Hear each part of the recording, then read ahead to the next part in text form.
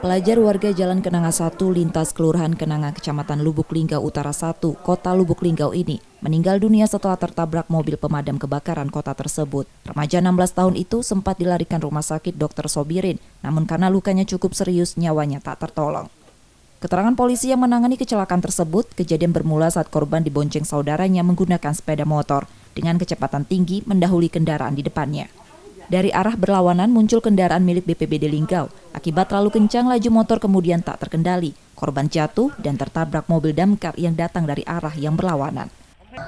Ini pengendara sepeda motor yang mau nyalip sepeda motor lainnya, menyenggol sepeda motor di depan, kemudian terbalik, penumpang sepeda motor yang nyalip itu jatuh ke kanan. Beriringan dari arah berlawanan datang mobil damkar. Kemudian tertabraklah, kemudian korban dibawa ke rumah sakit Sobirin, kemudian meninggal dunia. Polisi masih memeriksa saudara korban pengemudi motor yang selamat dan pengemudi damkar.